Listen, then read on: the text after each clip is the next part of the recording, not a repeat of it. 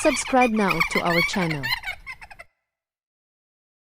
Ang tunog ng kuliglig at malakas na ihip ng hangin ang bumabalot sa paligid.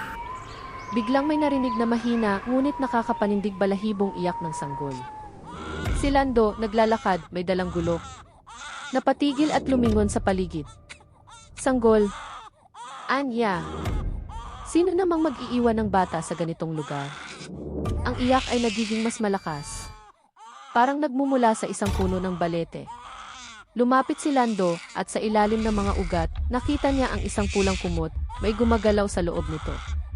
Ibinaba ni Lando ang sanggol sa isang lumang duyan. Tahimik ito ngayon, nakangiti, ngunit parang masyadong matanda ang ekspresyon para sa isang bagong panganak. Si Lando nakatingin, nangingilabot. Parang hindi kakaraniwang sanggol.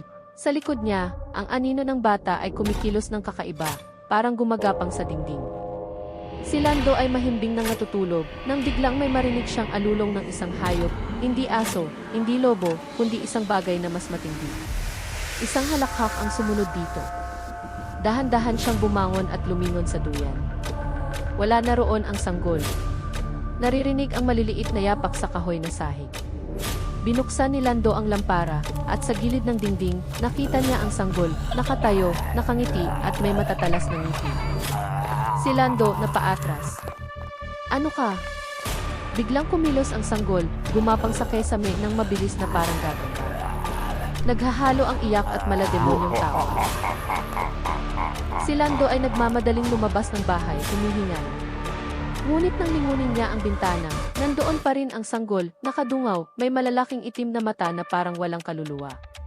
Kinabukasan, pumunta si Lando kay Aling Marta, isang matandang may alam sa mga kababalaghan. Si Aling Marta, matingkad ang titig sa kanya.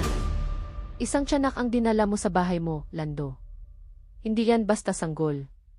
Kaluluwa yan ng isang niligaw na bata na naghahanap ng paghihiganti. Si Lando nag-aalangan. Ngunit anong kasalanan ko sa kanya?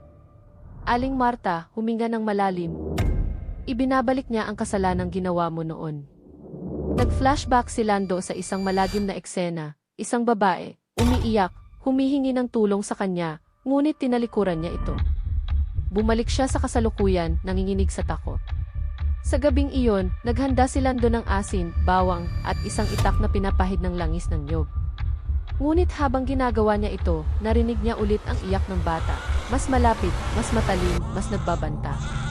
Nang biglang sumabog ang ilaw sa bahay. Sa dilim, lumitaw ang tiyanak, hindi na ito sanggol, kundi isang maliit na demonyo na may mahahabang kuko at matatalas na ngiti. Ang tiyanak, mababa, malalim ang boses.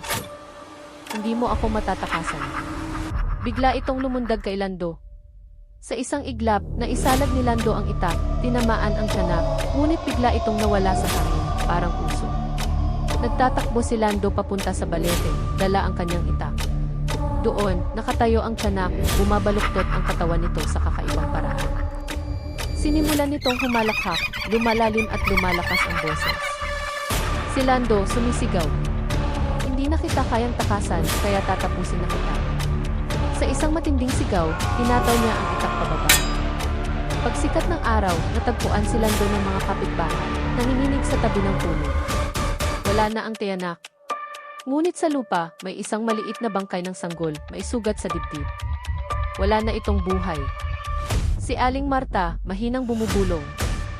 Isang kaluluwa ang nabigyan ng hustisya, ngunit hindi ito ang huli mong laban, Lando.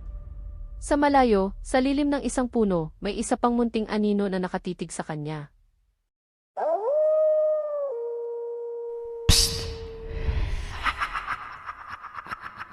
Sana po ay nagustuhan ninyo ang kwento natin ngayon. Maaari nyo pong pindutin ang subscribe button bilang suporta po sa ating channel para po sa tuloy-tuloy at mas marami pang kwentong ating pagsasaluhan. Maraming salamat po sa panonood at hanggang sa muli po, ito ang Panaghoy sa Dilim.